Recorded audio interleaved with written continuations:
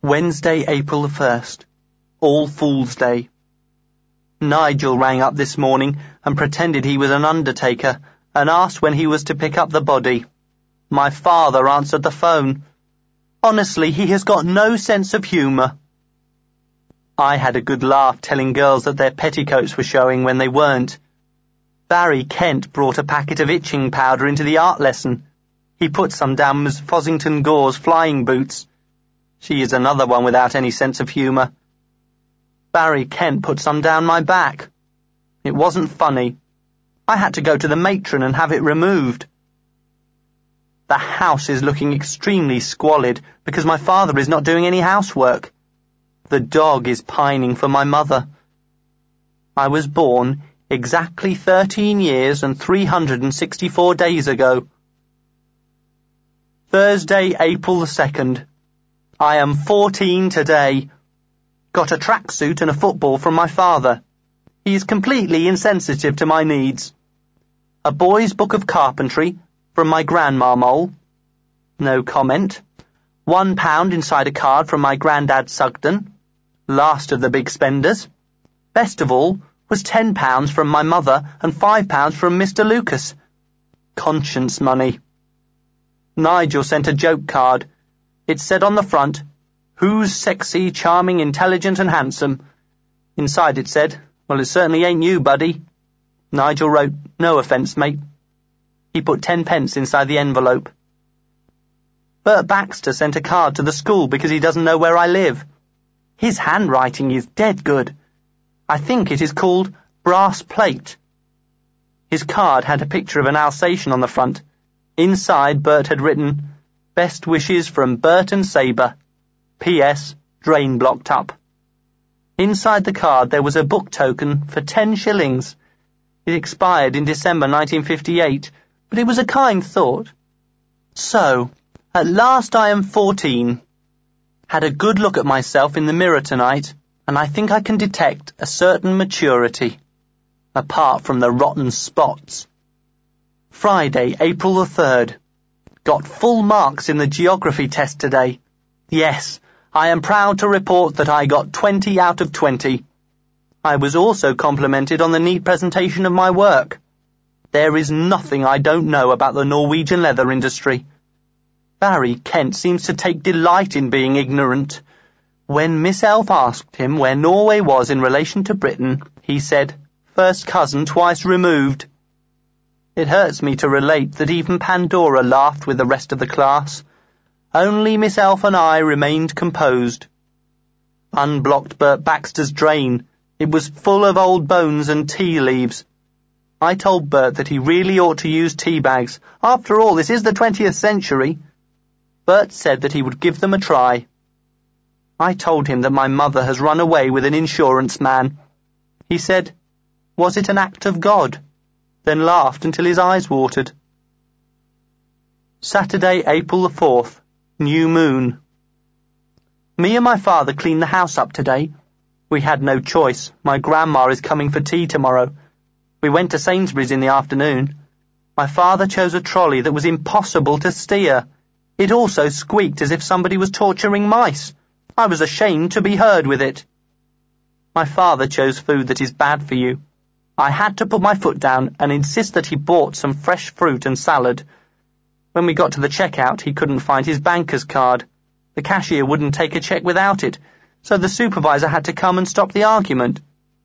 I had to lend my father some of my birthday money, so he owes me £8.38.5. I made him write an IOU on the back of the till roll. But I must say that I take my hat off to Sainsbury's. They seem to attract a better class of person. I saw a vicar choosing toilet paper. He chose a 4-roll pack of purple 3-ply. He must have money to burn. He could have bought some shiny white and given the difference to the poor. What a hypocrite.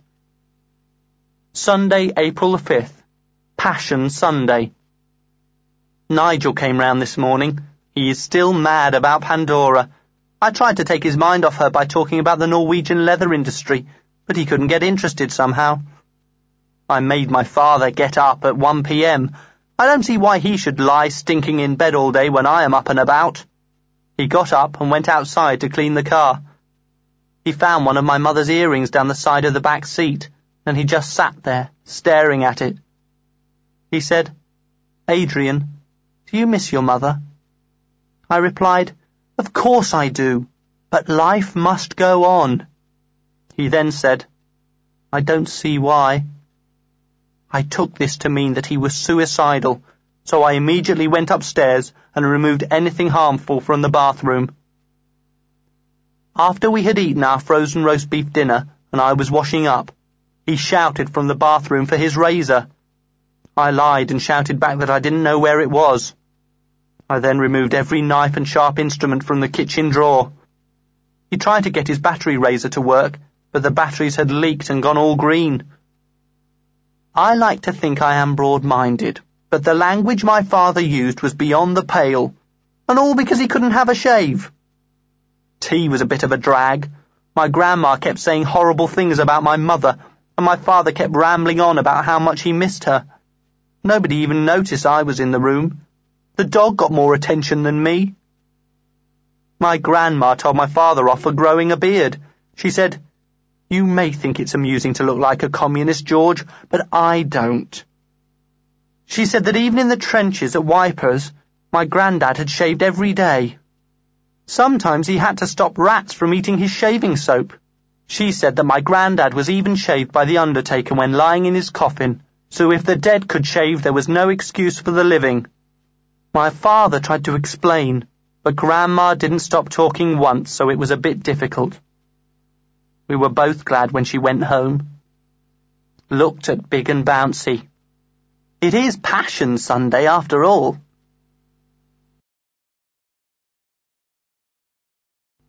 Monday, April the 6th.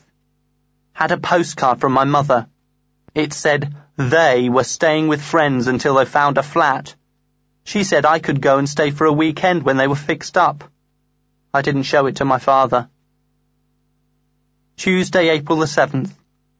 My precious Pandora is going out with Craig Thomas. That's the last time you get a Mars bar from me, Thomas. Barry Kent is in trouble for drawing a new woman in art. Ms. Fossington Gore said that it wasn't so much the subject matter, but his ignorance of basic biological facts that was so upsetting. I did a good drawing of the Incredible Hulk smashing Craig Thomas to bits. Ms. Fossington Gore said it was a powerful statement of monolithic oppression. Phone call from my mother. Her voice sounded funny, as if she had a cold. She kept saying, "You'll understand one day, Adrian." There was a slurping sound in the background. I expect it was that Lucas creep kissing her neck. I have seen them do it on the films. Wednesday, April the 8th. My father wouldn't give me a note excusing me from games, so I spent nearly all morning dressed in pyjamas diving into a swimming pool and picking up a brick from the bottom. I had a bath when I came home, but I still smell of chlorine. I just don't see the point of the above lesson. When I am grown up, I'm hardly going to walk along a riverbank in my pyjamas, am I? And who would be stupid enough to dive into a river for a boring old brick? Bricks are lying around all over the place. Thursday, April the 9th. My father and me had a good talk last night. He asked me who I would prefer to live with, him or my mother. I said both. He told me he had made friends with a woman at work. She is called Doreen Slater. He said he would like me to meet her one day. Here we go again. So much for the suicidal, heartbroken, deserted husband. Friday, April the 10th. Rang my grandmother to tell her about Doreen Slater. My grandma didn't sound too pleased. She said it was a common-sounding name, and I'm inclined to agree with her. Got Waiting for Godot out of the library. Disappointed to find that it was a play. Still, I will give it a go. I have been neglecting my brain lately. Nigel asked me if I wanted to stay the weekend. His parents are going to a wedding in Croydon. My father said I could. He looked quite pleased. I am going round to Nigel's in the morning. I broke up for the Easter holidays today. Must make sure my brain keeps active. Saturday, April the 11th, first quarter. Nigel is dead lucky. His house is absolutely fantastic. Everything is modern. I don't know what he must think of our house. Some of our furniture is over 100 years old. His bedroom is massive, and he has got a stereo, a colour television, a tape deck, a Scalextric track, an electric guitar and amplifier. Spotlights over his bed, black walls and a white carpet, and a racing car Continental quilt. He has got loads of back issues of Big and Bouncy, so we looked through them. Then Nigel had a cold shower while I cooked the soup and cut the French loaf. We had a good laugh at waiting for Godot. Nigel had hysterics when I said that Vladimir and Estragon sounded like contraception pills. I had a go on Nigel's racing bike. I now want one more than anything in the world. If I had to choose between Pandora and a racing bike, I would choose the bike. Sorry, Pandora, but that's how things are. We went to the chip shop and had the works. Fish, chips, pickled onions, gherkins, sloppy peas. Nothing was too expensive for Nigel. He gets loads of pocket money. We walked round for a bit, and then we came back and watched The Bug-Eyed Monster Strikes Back on the television. I said the bug-eyed monster reminded me of Mr. Scruton, the headmaster. Nigel had hysterics again. I think I have got quite a talent to amuse people. I might change my mind about becoming a vet and try writing situation comedy for television. When the film finished, Nigel said, "How about a nightcap?" He went to the bar in the corner of the lounge, and he poured us both a stiff whiskey and soda. I hadn't actually tasted whiskey before, and I never will again. How people can drink it for pleasure, I don't know. If it was in a medicine bottle, they would pour it down the sink. Don't remember going to bed, but I must have done because I am sitting up in Nigel's parents' bed writing my diary. Sunday, April the 12th. Palm Sunday. This weekend with Nigel has really opened my eyes. Without knowing it, I have been living in poverty for the past 14 years. I have had to put up with inferior accommodation, lousy food and paltry pocket money. If my father can't provide a decent standard of living for me on his present salary, then he will just have to start looking for another job. He is always complaining about having to flog electric storage heaters anyway. Nigel's father has worked like a slave to create a modern environment for his family. Perhaps if my father had built a Formica cocktail bar in the corner of our lounge, my mother would still be living with us. But oh no, my father actually boasts about our 100-year-old furniture. Yes, instead of being ashamed of our antiques, he is proud of the clapped-out old rubbish. My father should take lessons from great literature. Madame Bovary ran away from that idiot Dr. Bovary because he couldn't supply her needs. Monday, April the 13th. Had a note from Mr. Cherry asking me when I can resume my paper round. I sent a note back to say that due to my mother's desertion, I am still in a mental state. This is true. I wore odd socks yesterday without knowing it. One was red and one was green. I must pull myself together. I could end up in a lunatic asylum. Tuesday, April the 14th. Had a postcard from my mother. She has found a flat, and she wants me to visit her and Lucas as soon as possible. Why can't my mother write a letter like any normal person? Why should the postman be able to read my confidential business?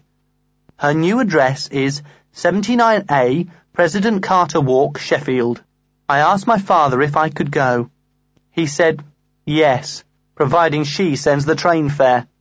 So I have written a letter asking her to send £11.80. Wednesday, April the 15th. Went to the youth club with Nigel. It was dead good. We played ping-pong until the balls cracked. Then we had a go on the football table. I beat Nigel 50 goals to 13. Nigel went into a sulk and said that he only lost because his goalkeeper's legs were stuck on with sellotape. But he was wrong. It was my superior skill that did it. A gang of punks passed unkind comments about my flared trousers, but Rick Lemon, the youth leader, stepped in and led a discussion on personal taste. We all agreed it should be up to the individual to dress how he or she likes. All the same, I think I will ask my father if I can have a new pair of trousers. Not many 14-year-olds wear flared trousers today, and I don't wish to be conspicuous. Barry Kent tried to get in the fire doors to avoid paying his 5 pence subs, but Rick Lemon pushed him back outside into the rain. I was very pleased. I owe Barry Kent £2 Menace's money. Thursday, April the 16th. Got a birthday card from my Auntie Susan, 2 weeks late. She always forgets the right day. My father said that she's under a lot of pressure because of her job, but I can't see it myself. I'd have thought that being a prison wardress was dead cushy. It is only locking and unlocking doors after all. She has sent a present via the GPO, so with luck I should get it by Christmas. Ha ha. Friday, April the 17th. Good Friday. Poor Jesus. It must have been dead awful for him. I wouldn't have had the guts to do it myself. The dog has mauled the hot cross buns. It doesn't respect any traditions. Saturday, April the 18th. Got parcel from Auntie Susan. It is an embroidered toothbrush holder, and it was made by one of the prisoners. She is called Grace Poole. Auntie Susan said that I should write and thank her. It is bad enough that my father's sister works in Holloway Prison, but now I am expected to start writing to the prisoners. Grace Poole could be a murderess, or anything. Still waiting for the £11.80. It doesn't seem as if my mother is desperate to see me. Sunday, April the 19th. Easter Sunday. Today is the day that Jesus escaped from the cave. I expect that Houdini got the idea from him. My father forgot to go to the bank on Friday, so we are penniless. I had to take the pop bottles back to the shop to buy myself an Easter egg. Watched film, then had a fantastic tea at Grandma's.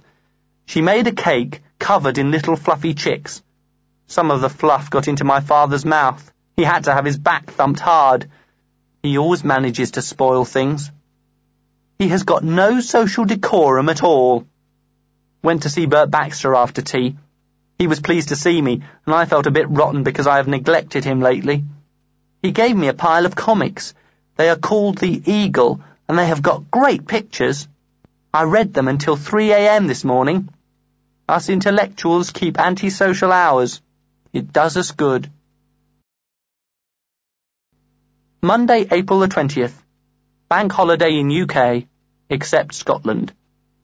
My father is in a rage because the bank is still shut. He has run out of cigarettes. It will do him good. No sign of the £11.80. Wrote to Grace Poole. She is in D Wing. I put, Dear Miss Poole, thank you for making the toothbrush holder. It is charming. Yours, with kind regards, Adrian. Tuesday, April the 21st. My father was first in the queue at the bank this morning. When he got inside, the cashier said he couldn't have any money because he hadn't got any left. My father demanded to see the manager. I was dead ashamed, so I sat behind a plastic plant and waited until the shouting had stopped. Mr. Niggard, the head bloke, came out and calmed my father down. He said he would arrange a temporary overdraft. My father looked dead pathetic. He kept saying, It was that bloody vet's bill. Mr. Niggard looked as if he understood. Perhaps he has got a mad dog as well. We can't be the only ones, can we? The £11, etc. came by second post, so I'm going to Sheffield tomorrow morning. I've never been on a train on my own before. I'm certainly stretching my wings lately. Wednesday, April the 22nd. My father gave me a lift to the station. He also gave me a bit of advice about the journey. He said I was not to buy a pork pie from the buffet car. I stood in the train with my head out of the window, and my father stood on the platform. He kept looking at his watch. I couldn't think of anything to say, and neither could he. In the end I said, Don't forget to feed the dog, will you? My father gave a nasty laugh. Then the train started to move, so I waved and went to look for a non-smoking seat. All the filthy smokers were crammed together, choking and coughing. They were a rough-looking, noisy lot, so I hurried through their small carriage holding my breath. The non-smoking carriages seemed to have a quieter type of person in them. I found a window seat opposite an old lady. I had wanted to look at the landscape or read my book, but the old bat started on about her daughter's hysterectomy and telling me things I didn't want to hear. She just about sent me balmy. It was nag, nag, nag. But thank God she got off at Chesterfield.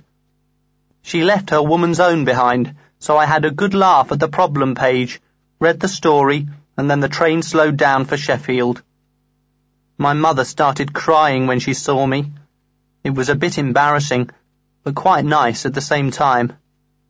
We got a taxi from the station. Sheffield looks okay, just like home really. I didn't see any knife and fork factories. I expect Margaret Thatcher has closed them all down. Lucas was out flogging insurance, so I had my mother all to myself until 8 o'clock. The flat is dead grotty. It is modern, but small. You can hear the neighbours coughing. My mother is used to better things. I am dead tired, so we'll stop. I hope my father is being kind to the dog. I wish my mother would come home. I had forgotten how nice she is. Thursday, April the 23rd, St. George's Day. Me and Mum went shopping today. We bought a Habitat lampshade for her bedroom and a new pair of trousers for me. They are dead good, really tight. We had a Chinese businessman's lunch and then went to see a Monty Python film all about the life of Jesus. It was dead daring. I felt guilty laughing. Lucas was at the flat when we got back. He had got the dinner ready, but I said I wasn't hungry and I went to my room. It would choke me to eat anything that creep had touched. Later on I phoned my father from a call box.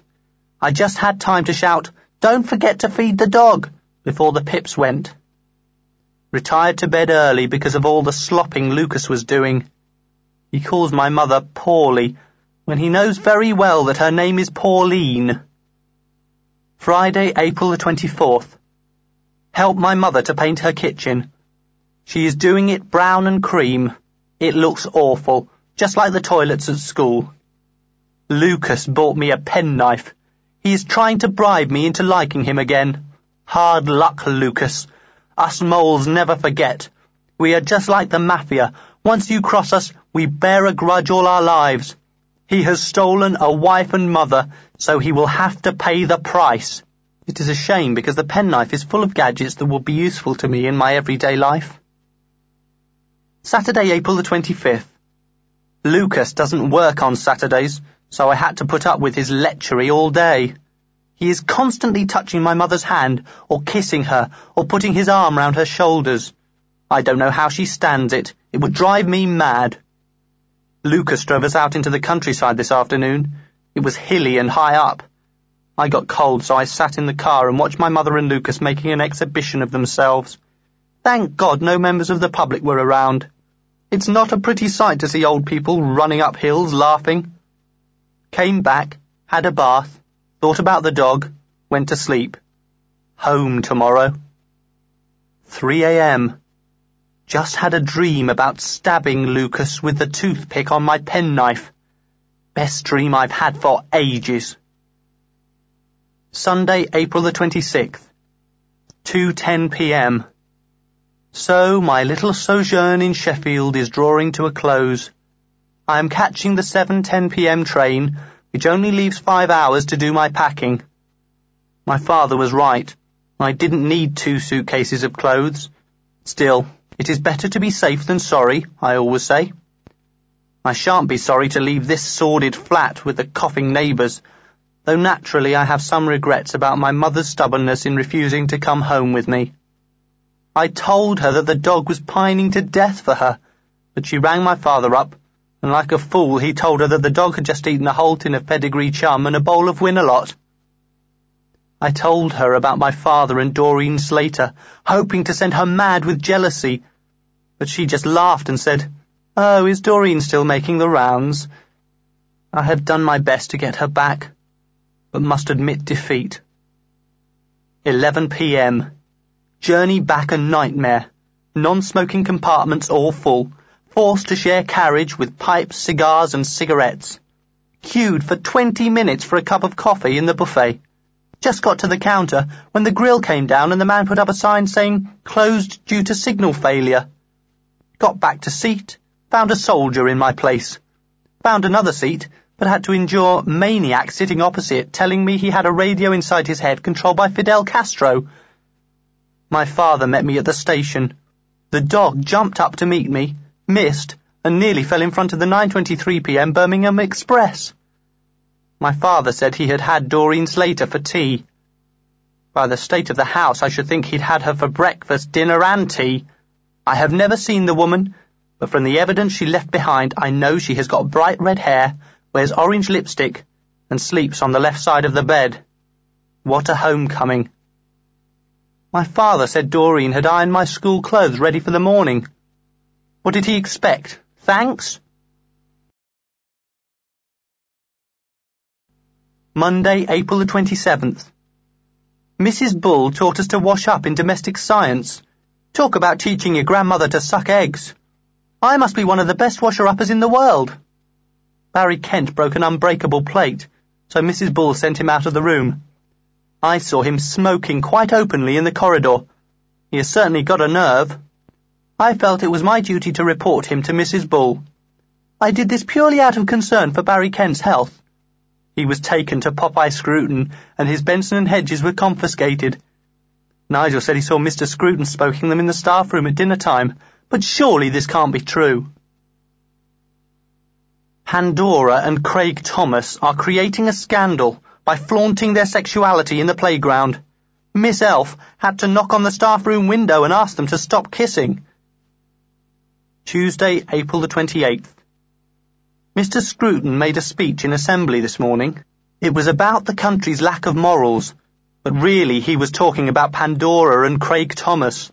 The speech didn't do any good, because while we were singing "There is a green hill far away," I distinctly saw glances of a passionate nature pass between them. Wednesday, April the 29th. My father is worried. Electric storage heaters are not selling well. My father says this proves that consumers are not as stupid as everyone thinks. I'm fed up with him mooning about the house at night. I have advised him to join a club or get a hobby, but he is determined to feel sorry for himself. The only time he laughs is when those advertisements for electric storage heaters are shown on television. Then he laughs himself silly. Thursday, April the 30th. I was seriously menaced at school today. Barry Kent threw my Snaplock executive briefcase onto the rugby pitch. I have got to find £2 quickly before he starts throwing me onto the rugby pitch. It's no good asking my father for money. He is in despair because of all the red bills.